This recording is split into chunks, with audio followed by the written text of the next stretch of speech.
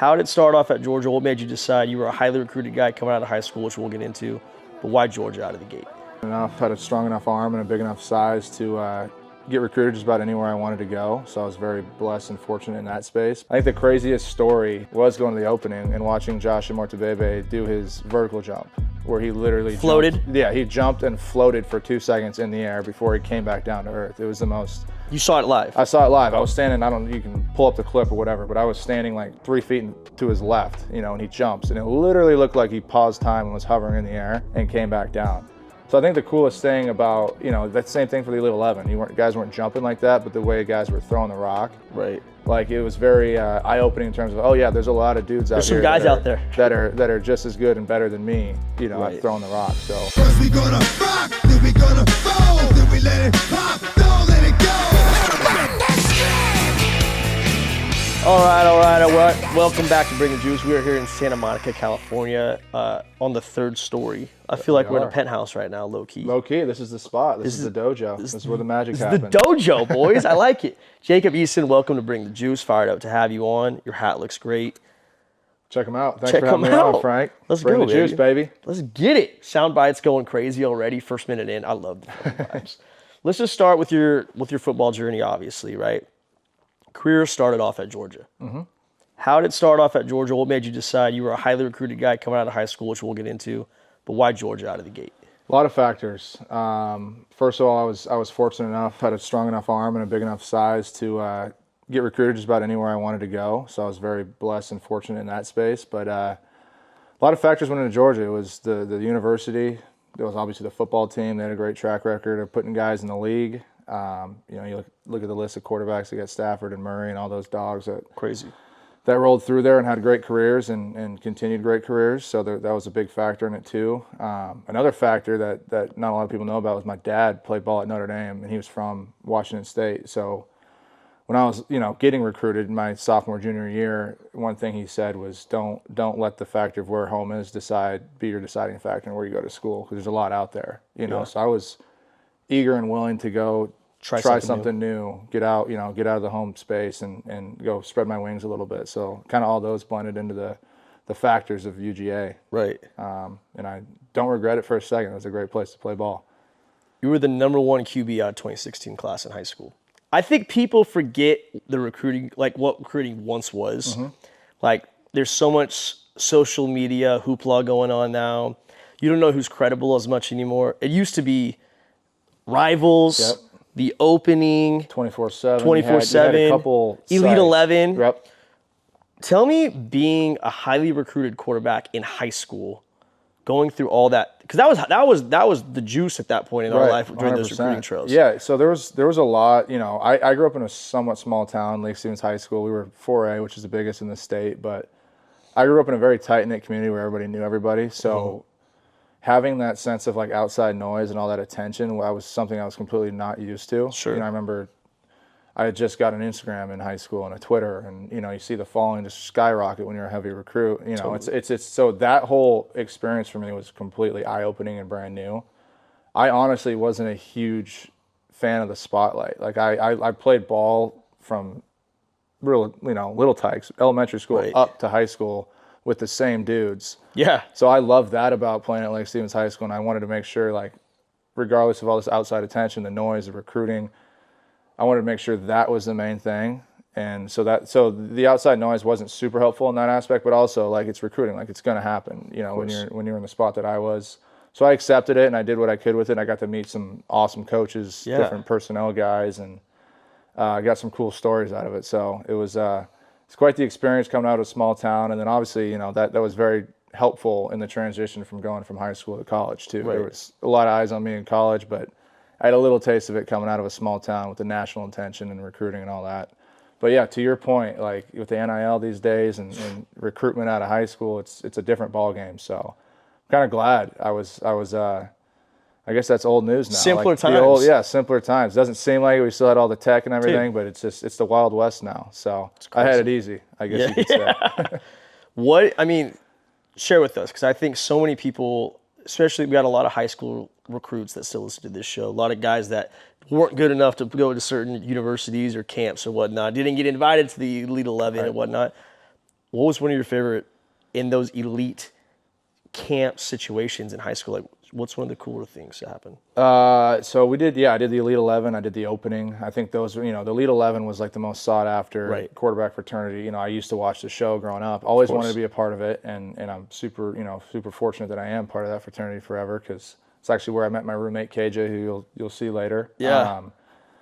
But yeah, so I mean, some of the crazier stories was just, like again, I came from a small town. Going to the opening where they took the top recruits out of everywhere in the country into Oregon and had us all out in the field together. That was very eye opening. Like you get some good players in Washington State, but you're not getting the Josh Mortabebes and the AJ Browns and all those dogs. Right. So I think the craziest story was going to the opening and watching Josh Mortabebe do his vertical jump, where he literally floated. He jumped and floated for 2 seconds in the air before he came back down to earth. It was the most. You saw it live. I saw it live. I was standing. You can pull up the clip or whatever, but I was standing like 3 feet to his left, and he jumps, and it literally looked like he paused time and was hovering in the air and came back down.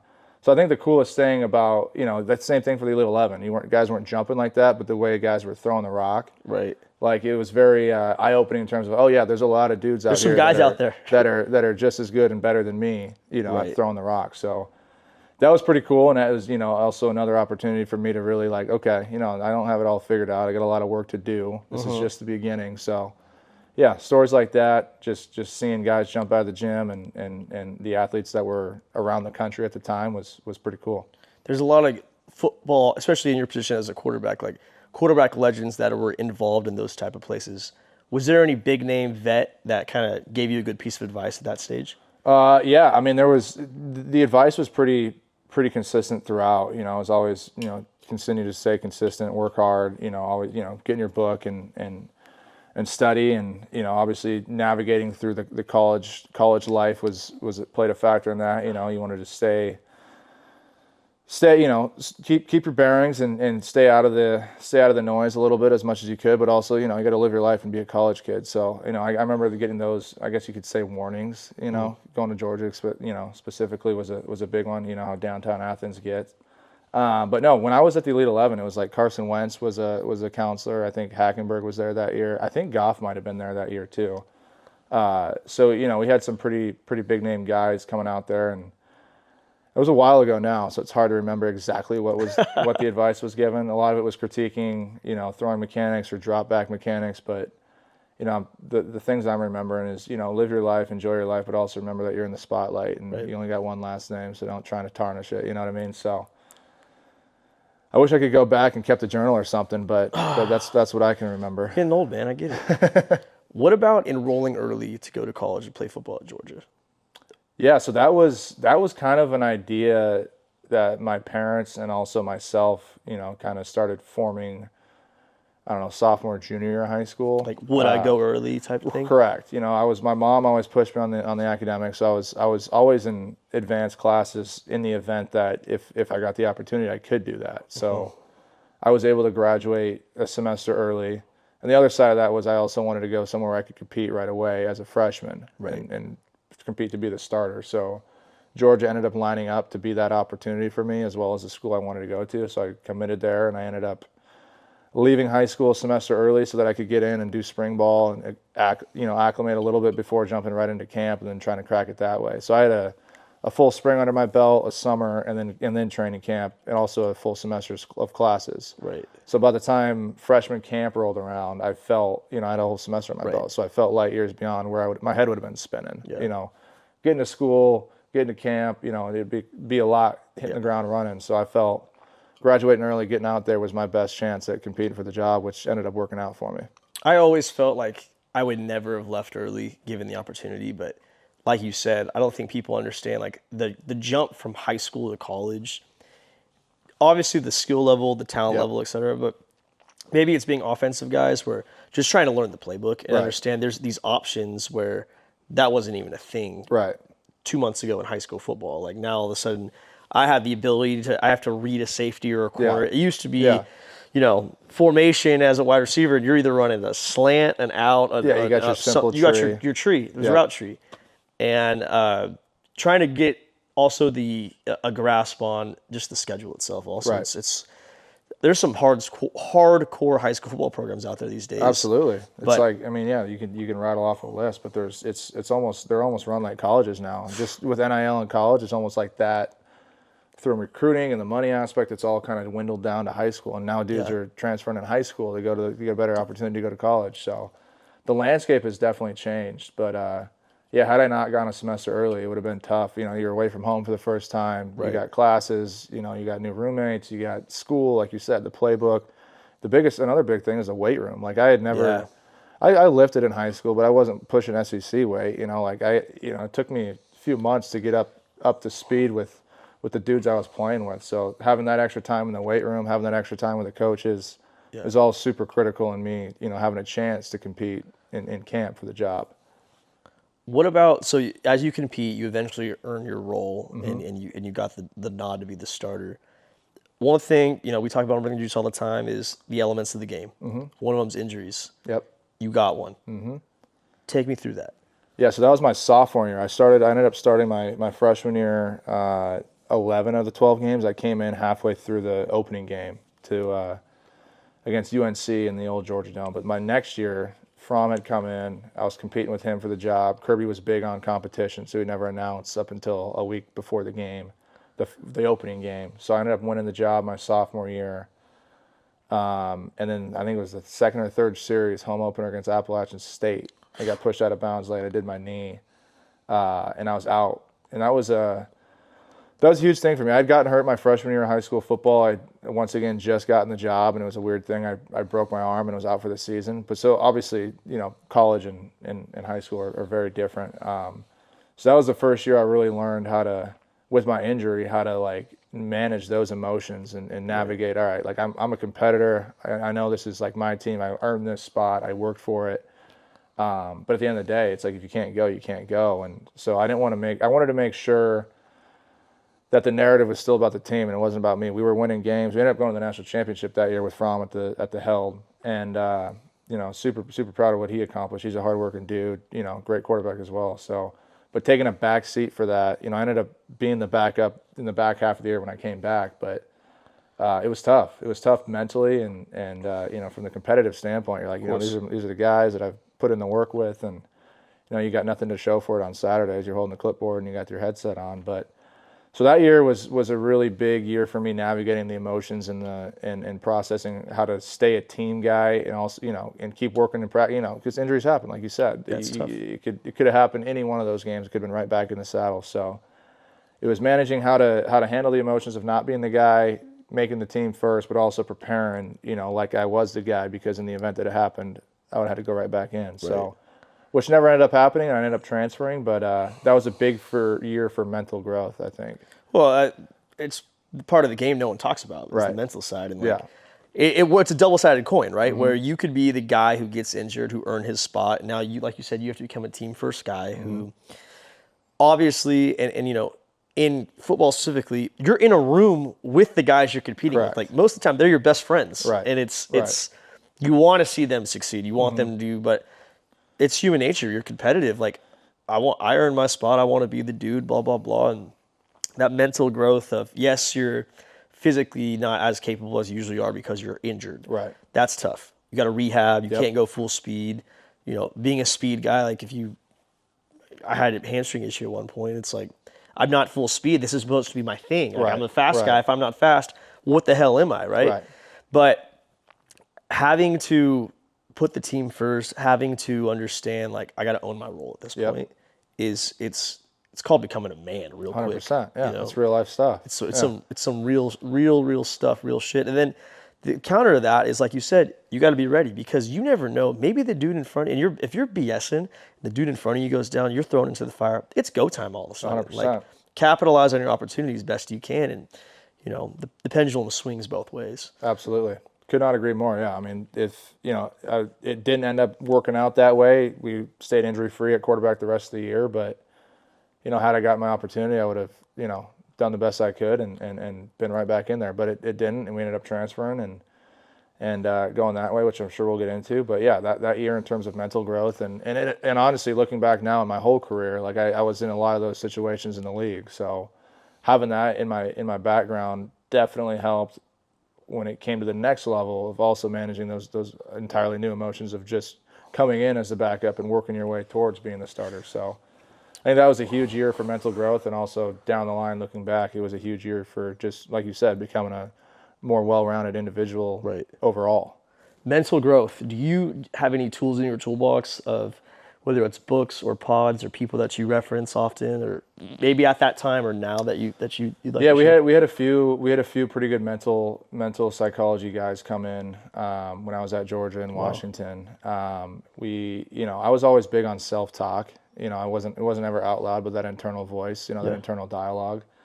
I think nerves are a real thing. Even if you're a 6, 7, 8 year starter, depending on how big the game is, you're always going to get nerves. But the ability to self-talk and be confident, regardless of the situation, is huge. So I've always been like, you've seen clips of Russell and you've seen clips of these guys in the league that are talking, right? But that's kind of me internally. So I've always been, whether it's watching old tapes or I'll watch the opponent tape 100%. I'll get ready for the game. But then, when it comes to game time, it's like, let me watch an old, last week's highlights or something like that, where I'm like, oh, shoot, that's me. Watch something about watching yourself doing it. Yeah. Also the internal dialogue, like for complete confidence is huge. So I totally agree. Yeah, I don't really know if there's any tricks of the trade. I think everybody's different. Everybody has their own kind of pregame routine, whether it's music they're listening to or whatever it is. I had mine. It was a lot of self-talk, good music, and maybe throwing on an old highlight tape. Yeah. Throw on that high school huddle, get the confidence back up. It wasn't as much high school, but it was more so. Yeah, like I would throw on, if I had a good game, I'd throw on last week's tape. And confidence is key, man. It is, because if you go out there and you're not confident, like, you're not going to play well, and we've seen it. And so whatever it is to get your confident edge, like, I think that's huge. You got it. I mean, we mentioned Baker Mayfield right before the pod. Like, that's a dude who definitely, he's going to go into the game no matter how his body's feeling, no matter what 100%. Who's up against him. He's going to be like, fuck you, I'm gonna go take your lunch money right now. That's his edge. Like, he brings the juice, as you said. Dude, he need him on the pod. Big juice guy. Yeah, 100%. Gotta tell my guy James Bailey to plug that. Punch someone in the face for it. Yeah, for sure. No, he's a prime example of guys finding their edge and then using that to not only get himself going, but rally the guys around him, especially at the quarterback position. It's pretty huge. Juice itself, it's contagious, man. Absolutely. I mean, like, you go out, that run on Sunday Night Football against the Commanders, head up against Bobby and 3 other guys. Yeah, that's got a first down. And what was that? Might have been 4th down. I don't know, but like, it was 3rd and long, I think, or 4th. Yeah, you're right. And he wasn't much daylight, but he got it.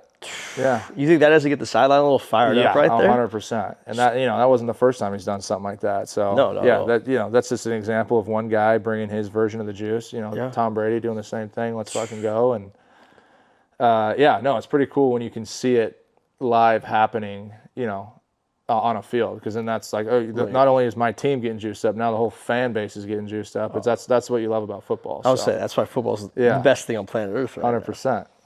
So the move to Washington, you brought it up a little bit there. What was the triggering point and why Washington? So Washington is where I was born and raised. I grew up a Huskies fan. I grew up a little bit of a Notre Dame fan because of Pops, but I primarily backyard. We were an hour north of Seattle, so used to watch all the old, Jake Locker, Keith Price. We watched, Browning when I was coming out, and Washington football was always, near and dear to my heart. So I when I ended up getting hurt, Fromm played, went to the national championship. The next year they brought Justin Fields in. So I wasn't quite sure, even if Fromm was going to get the job. I didn't know if we were going to go to a dual threat style situation, because Fields was a great runner, as he still is. He's obviously doing his thing. I'm a typical pocket style guy, pro style pocket, drop back, play action pass, that kind of thing. Running was never really my forte. So that factored into it. The fact that Fromm had, just took the team to the national championship as a true freshman. He was coming back. Wasn't afraid of competition, but at the same time, I'm like, all right, realistically, there's one guy that's going to play next year. Right. I got me, who was the number 1 guy in 16, Fromm, number 1 guy in 17, Fields, number 1 guy in 18. We had 3 number 1 dudes in the same room. One of us is going to play. What are my best chances of seeing the field? And at the time, they had the transfer rule. So I had to sit out a year. So I was looking at my options. I looked into UCLA. I looked into Oklahoma State with Gundy. And then for me personally, it's like, all right, do I want to go somewhere where I'm going to have to restart this whole thing and go to a new town, new city, completely new? You're going to have a new team regardless. Right. the upper hand in Washington was I already knew It's home, kind a of. handful of guys on the squad. I knew the university. I knew the coaching staff from recruiting. So for me, that was the most seamless transition. Also with having to sit out a year because it was Browning's last year. I knew he was going into his senior year. I knew he was going to be the starter that year. And if I had to sit out, you know, there was obviously guys behind him. I was going to have to compete either way. But it wasn't 3 of the number 1 dudes in the country. So Right. for me, for my best chance of my playing future, I figured Washington was the best spot and also the most seamless transition. So there was a lot of factors. Also, you know, wanting to play at home at a stadium that I grew up knowing also factored into that too. But it really came down to where my best chances of success were and how quickly I could get back on the field. I played against UW at Fresno State. Awesome stadium, awesome environment. My mom and dad, they went sailgating. They did the whole thing. It's slept on. It's upper left. People don't know about it. But People, get it on the map. it is sick. It is sick. And then, you know, in their time there, you obviously had enough success to have an opportunity to get to play in the NFL. You got drafted in the 4th round. Tell me about wrapping up UW and your journey starting in the league. And maybe this isn't hitting close to home right now because I'm best friends with my brothers, and you know, my middle brother Max Dalena right now, he's like I said, he's training in Florida. He's going through this. Like, we got Just agents, we got all that stuff. Like, cycle of life, it's crazy. were you coming out anticipating on being a combine guy, being a Reese's Bowl guy, being an East-West guy, like getting drafted high? Like, what was your vibes? My vibes, I ended up actually leaving Washington early. When I transferred, I lost a certain amount of credit, so I didn't finish up school. I actually just finished up school this past year. Congratulations. 2024. Appreciate you. It was huge. Mom's going to be proud of that. But no, when I was coming out, it was there's a lot of factors. I had gotten 1st to 4th round grades from just about everybody I talked to. I had advice for staying versus leaving. I had advice for leaving versus staying. And for me personally, it just came down to me feeling like I was ready and wanting to take the next step and continue the challenge and get ready and go. You know, I knew I was going to get invited to the combine, so that also factored into it. But being an early graduate or early guy who leaves early, I wasn't able to go to the East-West Bowl or the Reese's Bowl. You had to have been a graduate, that kind of thing. So I didn't get an invite to that. But met with several different agencies, found the one that made the most sense for me. Got my grades, got all that stuff, and felt like I was ready to make the jump. So I did. And then, you know, looking back on it now, it's a weird thing. You know, I made the decision that I made, and I'm very thankful that I did. You know, I'm a firm believer in everything happens for a reason, and I wouldn't go back and change any of the things that happened. But looking back now, it's like had I not gone, the next year would have been COVID, 4-game season, brand new head coach. It was a whole ordeal. So Damn. Blessing in disguise almost. yeah, almost, right? So I ended up going 4th round and I went to the combine, did that whole thing, and because I didn't go to an East-West Bowl or the Reese's Bowl, my combine was like a Big interview. Meet Margaret. I met with every team from private to personal to whatever. You know, it was a very eye-opening event for me, which I thought went really well. So, but yeah, obviously just like leaving high school early, a little different story, but leaving college ready to go declare was a lot of factors and variables that bled into that decision. And you know, I went with my gut at the end of the day. Yeah.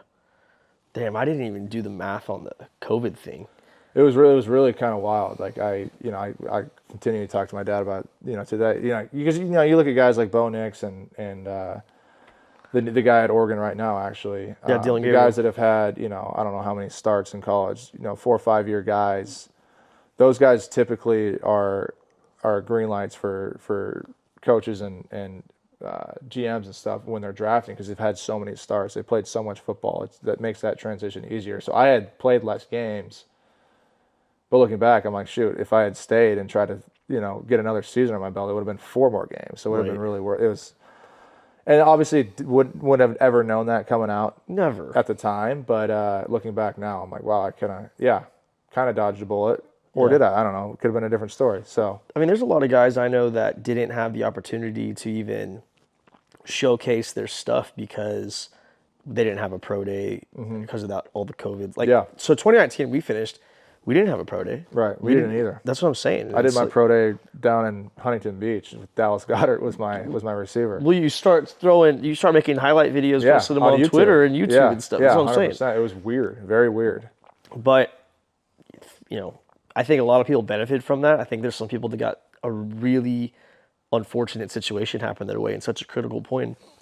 I think, I love talking to guys that went to the combine or, attempted to go to the league or went through the draft process, just that middle area, because you finish your senior year of college football. And it's really the only, don't get me wrong, there's the undisputeds, right? There's guys where you're like, this dude is going to get drafted in the first round. He's going to at least get his rookie contract, because no team's going to draft a dude in the first round and not at least give him a year at least. Right. Some 100%. guys have come close to not getting that second year. That's the politics. If you're getting paid first round and you're getting picked first round, you're gonna probably have a minimum 1, 2, 3 years. They're gonna invest you, and they're gonna make sure for sure it's a bad investment before they move on from you type thing. Correct. But if you're not a guaranteed, undisputed first round guy, it's like you don't know when you've played your last game of football. Right.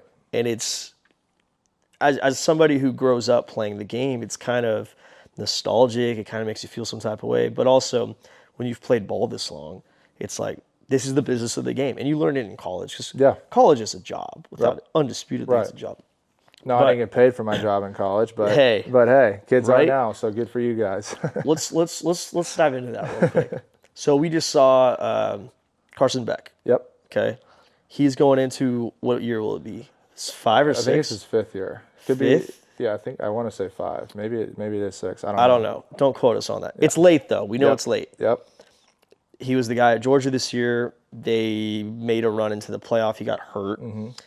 And, realistically, like, quarterbacks off the board, I'm not a scout, but it doesn't seem like it's the strongest quarterback class ever necessarily. Right. I agree. He's probably top 10 quarterbacks, just the fact he played at Georgia and 100%. had some stats. Yeah. Top 10 quarterback, you're getting drafted as a top 10 quarterback. Right. Said, I'm going to go see my girlfriend in Miami, baby. Right, and make $4 million along the way. Yeah, it's a completely different landscape. If that definitely would have been a factor in my decision making had this NIL deal been in place in whenever it was, 2019. But for Carson's sake, I think he's doing the right thing. Like if you have an opportunity to, he's making $4 million, right, and doing another year at Miami and with his girlfriend, the whole thing, that all adds up. But in terms of, like, strip all that aside, I think going and playing another season would be entirely beneficial for him, for sure. Of course. Why not get all those snaps? Why not get that more experience, get paid along the way, and then go see if you can improve your draft stock? Not that it needs to be improved by a landslide, but, like, go gain that experience. I know coaches and GMs love that stuff, so I think he's doing the right thing. I do too. And like, when you see the graphics that come out every once in a while from, like, a Bleacher Report or something like that, of showing what some of these college quarterbacks are making now, college players in general making now, compared to guys who get drafted and what their rookie contract looks like on top of their signing bonus. I mean, you can't be mad at people who are playing college ball as long as they can now, because you're either going to do one of two things. You're going to graduate, and maybe you go to the league, and you bet on yourself, and it works out. Yep. Or you're going to graduate, and you're not going to make it in the league, and now you're going to have to get welcome to LinkedIn.com, baby, and you're going to have to find a job. You got an education, you got a substantial amount of money in your pocket where you can go, find what's best for you in the next phase of life. Like, I think it's like the NIL and the whole ruling with however many seasons you can play and all that stuff is super beneficial for kids. I always say, I would never change anything, but hey, if things had been different, maybe circumstances have been different, but well, you might have not have to sit out that 1 year, right? As well. I wouldn't have. I missed that by a year, and I missed NIL by 2. So it's a weird thing to look back on, but yeah, that's just what had gone down in my phase, and now we're seeing a completely different phase where kids are have the ability to make these decisions with a totally different set of factors than what I had. So to the Carson deal, I think he's doing the right thing. I do some too. people might not, but for me personally, if I was in his shoes, I'd probably be doing the same thing. It's $4 million. Yeah. If it was I mean, I'm just telling you, like, in corporate America in today's day and age, dude, if you could make $100,000 to play college football, right? It's hard to make $100,000. Find a job that's making $100,000, and you just gotta you're doing your fall camp, you're doing your winter workouts, you're doing summer ball, you're doing all this stuff, and you're already a vet at it. Yeah. Like, what's coming. Day 7 of fall camp, you're gonna start feeling some type of way. Like, meetings are gonna get a little shitty. Like, all that stuff's gonna go down. you already are vetted to where it's like, I could go through another one of those right now. 100%. For $100,000, Yeah. I'd go through a fall camp today. 100%. Why not? Yeah. I mean, it's basically a full-time job, like you're saying. And in my case, in your case, we weren't getting paid. But now, yeah, throw some money in my account. Like, I will do that for the rest of my life. Dude, a Scully check. I mean, Yeah. I think it 100%. also, like, P squad compared to being an SEC wide receiver compared to P squad in the league right now. Yep. I don't know what the numbers end up being, but they got to be pretty close, I would imagine. I would imagine, yeah. Because what's P squad right now? I don't have any exact number. I know it's very different than obviously active roster. Of course. I think it's I want to say like $7,000 a week. yeah. I think it's about 7 or 8. Okay, Yeah. let's do easy math here. So Right. let's call it $10,000 a week. This Yep. is high. Yep. Okay, 18 weeks. It's $180,000. Yep. There's a couple other stuff in between. Let's say 200 G's. That's high end, probably. Right. That's very high end for P squad. I would say 200 G's is probably what That's what kids are. That's what a wide like receiver in 3 stars are signing for these days. That's what I'm saying. You know. So it's like, So and you're guaranteed that spot damn near. yeah, the landscape is completely different. It's not like a GM is going to necessarily just cut you the next day. Right. You're going to get claimed Right, and have yeah. to move from Miami to Seattle overnight. 100%. I am curious to see though how regulations are going to change with all this, because now you see guys transferring left and right. I know they're getting money, they don't, but there's got to be some way to Bring it all in. bring it all in, manage it. Hey, we're paying you X amount of money. You got to stay here for X Contract amount of, years. Yeah, you know what I mean. Like it's a weird thing, and I feel like right now guys have the ability to take advantage of some of that. Oh which my God. If you should, then you absolutely. If you can, then you absolutely should. But yeah, to your point, like if you're unsure of what your draft stock's going to be, and you're not, and you need another year, Yeah. absolutely do it. Yeah. You're going to be making minimum 200, like we're talking about. That's more than you're going to be making on P squad. So And it feels like it's more guaranteed compared to 100%. P squad right Because now. if you're on P squad, your contract can be dissolved any day of the week. And the most, again, not talked about enough thing in sports is when you're the guy, when you're the 5-star recruit, the shiny thing on the market that everybody wants to. Kirby Smart's bringing you into his Yeah. office, and you're acting like you're about to be the next mayor of Flavortown all of a sudden, right? Right. That's what it feels It's like. great, right? Yeah. And then you're going through spring ball, and they're bringing recruits on, and you're like, Wait a second. yo, you're saying the same stuff to me as you're saying to this guy, Yeah. and I'm still not getting, the fruits of my looms necessarily Correct. off this stuff. Correct. And I remember being like, I hosted guys for recruiting visits, right? Right. And I remember thinking like, this is so fucked up. I'm trying to get a guy they want to take my spot to Right. come here. But now, if that's my job to do, right? Yeah. now I never would cause a scene or anything like that and Right. make it to where he didn't want to come. Yep. Never, because Right. we're team first guys. We're team first guys. We're locker room Correct. guys. I'm a huge locker room guy. But at the end of the day, you're like, this is kind of fucked up. It is wild. It is wild. The de-recruitment part of college, which we kind of skipped over, like obviously recruitment is what it is. Like you come in, like you have the biggest swinging Johnson out there, and then the minute you go into your first workout, you're saying you're going in spring ball, you got 3 or 4 quarterbacks lined up over there. Wait, what are we doing? Yeah, like I thought this was it's a constant thing where they're trying to bring in the biggest and the baddest to replace you. And honestly, I think it's a good thing, because that's the same thing that happens in the league. Yeah, Unless like we're talking, you're a Joe Burrow or number 1 overall guy, like someone's bound to come in and fight for that spot that you have. So How do you think Aaron Rodgers feels when they right? I mean, Kirk Cousins, Aaron Rodgers, all of it's them. Aaron Rodgers, and Right. you're like, yeah, we're gonna draft a quarterback early. Yeah, it's nuts. That's just the whole landscape of sports. But that's why sports are so great. They teach you a lot about life, and You're never safe. no, you're never safe. Fighting for your spot, fighting, scratch and clawing, all of it. So yeah, the de-recruitment part of college was a whole nother side of the coin that we didn't even get into. But Tell me about it. What's de-recruitment mean? How would you define that?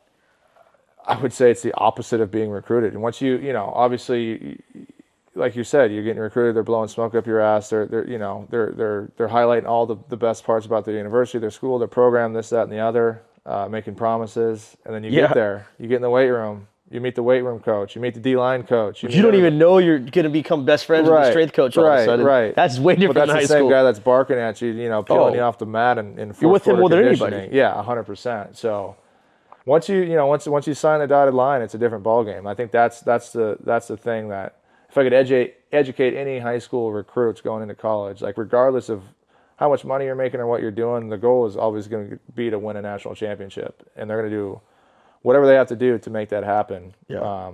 And along the way, you might get your feelings hurt. You might think shit's changed, and it's because it has. Like it's not about you anymore. It's about the team and how they can get the best out of you to contribute to the team and reach the end goal. So the recruitment process, I was completely unaware of until I stepped foot on campus at Georgia, and shit wasn't as sweet as it was written out to be. But at the end of the day, it makes you a better person. It makes you a harder worker, and if you don't buy in, you're gonna get kicked out. So I personally, I mean, you're talking to a walk-on scrub who had to earn his way up the ladder. Right.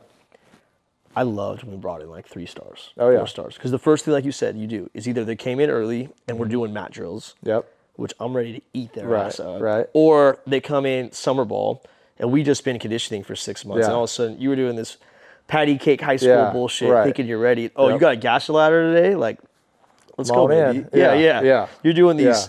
You're doing, and we didn't lift weights like this. It was simple bench squat, deadlift, power clean. Like, you got bands, you got tendo speeds, you got iPads up, you got all kinds of shit, and you're like, damn, you're in it. And guys fold.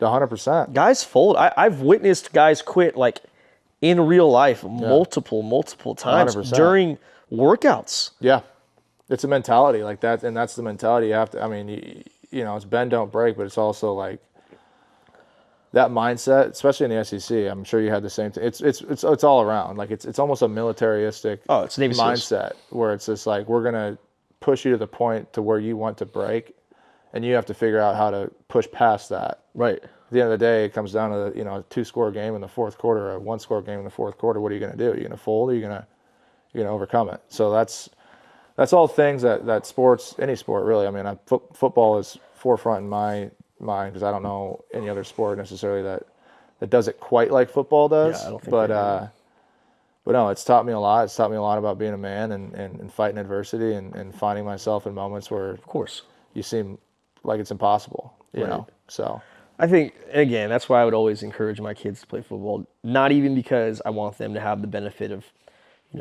how awesome it is to go play big boy Saturday college football, but like what it teaches you, the principles you learn in the sport. Right. And we're talking like college, even in high school you go through those. Like if you're in a good program that's halfway decent, there's probably somebody there of influence that's going to push you to go past that level that you didn't think you once could do. You do things you're like, how the hell? I probably couldn't go through a high school conditioning test right now and kill it like I did, 10 years ago, 8 years ago, whatever it was. Right.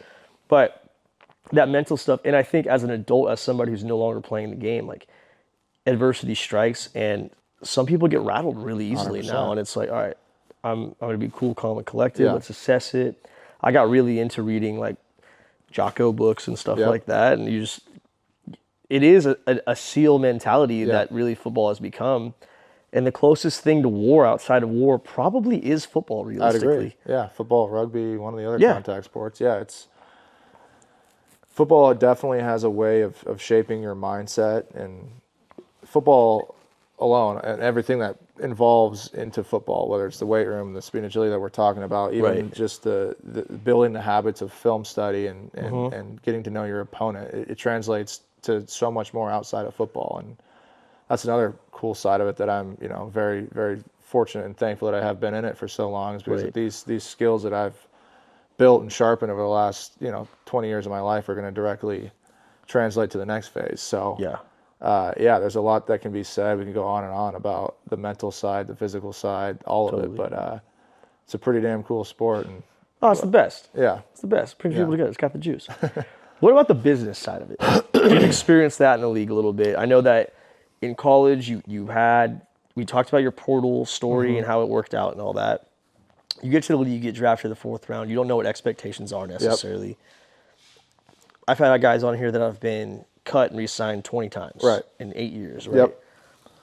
Tell me through that learning, welcome to the NFL on the business side moment. Yeah, the learning. So I came in 2020 and I got drafted in the 4th round. So I never had the benefit of I don't even want to call it a benefit. Being a first round guy, first overall guy, anyone in the first round, you're pretty much expected to go in and play and help turn that franchise around, because obviously the high round picks go to the teams that have struggled in the past season. So I wouldn't say it's a benefit. You still got to go in and put in. You're getting some paid, guys die in that. You got more zeros in your bank account, but at the same time, you have to go in and figure it out fast. So I was a fourth rounder. I got drafted to Indy. They signed Phillip that year. So I was Phillip and Jacoby's backup in 2020. My rookie year, I was a sponge. Like that's what I always say. It was a big year for me to go in and learn the system, learn how the operation was, like learn the business beside it, like behind it. Like we mentioned, I mean, the biggest eye-opening thing in the NFL was guys coming in and going left and right. Yeah, they call him the Grim Reaper, the guy that goes around the locker room. Hey, coach wants to see you. Next thing you know, the locker's cleared out, he's gone. So the NFL was a fight to keep your spot. Injuries happen, guys go on IR. They're bringing in guys to work out every Tuesday. Like there's a lot going on behind the scenes that people don't know about. And if you're a below, I'd say, second round guy, like your position is never entirely safe. So that was like the business side of the NFL that I had heard about, but I would until you're in it, it's hard to kind of conceptualize it. So. And I came in 2022, so it was COVID. My first set of, spring ball or whatever you want to call it was virtual. It was on Zoom. I was in an apartment in Newport, calling out plays and checks at the line of scrimmage virtually on a Zoom call with the entire offense. So, and then we went from there, flew to Indy, and went right into camp, and it was just this whirlwind of a year. Half the games had fans, half the games didn't, And that's where I got my first taste of, we got there for our first walkthrough, and it was early August or whenever it was in 2020 when COVID allowed guys to come to the facilities. First walkthrough, there was 3 guys cut afterwards, 3 undrafted free agents. They had one walkthrough to show their skill, gone, because we had to make cuts. Like it's a business-driven league, and the roster count and the salary cap and all that stuff plays into it. But yeah. We had a guy that I played with at UW who got undrafted, signed to Indy, and there for 3 days and out before we even touched the grass. That's the nasty side of the league that people don't always get to see. You just see Adam Schefter tweeting about, hey, so and so is gone, and you kind of move on. But when you're actually the person getting cut or released or signed or claimed, there's a lot of emotion behind it. So. Oh my gosh, I know it. It is. It's dangerous, man. Yeah. But that's the nature of the beast, I guess, at this point. Mm-hmm. And then, what has led you to where you are now? I'll obviously my whole football career. I've been up, down, all around. I started in Indy, did a year and a half there. Got released and claimed by Seattle. Did a year and a half there. Released Carolina, San Francisco, back to Carolina. New York, stint in Green Bay. So I've been kind of all around and been around some pretty damn cool people, from coaching staffs to player development guys to teammates. Kind of I've been in a lot of unique rooms with a lot of unique characters. I've been in a room with 5 guys in Carolina with Baker and Sam and PJ and Corral and myself, and I got the benefit of sitting behind Phillip Rivers my rookie year. Played behind Russell Wilson and Geno Smith in Seattle. Got to see the rise of Brock Purdy in San Francisco. Got to get to know Jordan a little bit up in Green Bay, and I was there for the Tommy DeVito experience in New York. So got a lot of cool stories to tell. Got a lot of great friendships and future, whether it be business developments or just future podcast episodes, you name it. Yeah. So I've got a lot of connections I've made, and a lot of good time spent together that'll help me with whatever I do decide to do next. I'm doing some media stuff now. I'm working on climbing the corporate ladder and doing some corporate stuff in 25, and all of this experience, like we talked about in the weight room, and being a professional and the study behind it, I think, in the mindset overall will transfer directly towards the next phase. But yeah, I am nothing but thankful looking back. Obviously, there was things that happened that were out of my control, and I made the most of the opportunities that I was presented with, and the ball's going to roll how the ball's going to roll. So we're on and upward for 25. What about in your experience with the guy? You just named off some great names with some rooms you were in, some QB rooms you were in. Who's a guy who's just different that you've been a part of on a team? There's a lot of them. Well, we mentioned Baker. Baker's one of the more unique dudes I've ever been around in terms of just being a hell of a locker room guy, always bringing the juice, whether it's a Tuesday walkthrough or a game on Sunday. That guy is going to have a fire, lit inside of him that's going to inspire the whole team and get the guys going. Phillip Rivers, obviously, he was 17 when I got in my first year. Seasoned Vet, one of the best motivators and storytellers I'd ever been around. He could get a whole room to rally behind him in about 5 minutes, telling one of his famous Phillip stories. And I learned a lot from Russ. I grew up a Seahawks fan. I went over to Seattle in 21 and got to sit in the room with Russ for a season. And then Geno Smith likewise. He's one of the guys that, similar to me, he was a little different. He started in New York for a while, and he went to LA and backed up Phillip, and then he found his role in Seattle when Russell got hurt, and then the trade happened, and now he's off and running. So I've been around a lot of different unique stories and personalities, and been very fortunate to do so. So Darnold in Carolina as well. I already had written him off for a long time, and so getting to see him in practice, and in the games. I knew he had it. Like I was, it's just like not everybody gets to see that. He's a baller, and obviously this year he's having a hell of a year, and it's showing. But he's always had that in him. I don't know what the exact situation was in New York and in Carolina. I was there for a bit, but I can tell you one thing: I'm pretty sure it wasn't the same as the situation they got going on in Minnesota.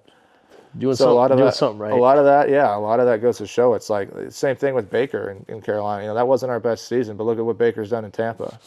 It's right time, right place, good coaching staff, and there's got to be some chemistry. So super stoked for those guys. But yeah, there's countless dudes that can go on, and the friendship, the meeting time, the time spent together.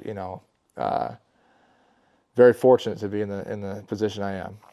That's awesome. Yeah. Well, I think we're going to wrap this one up.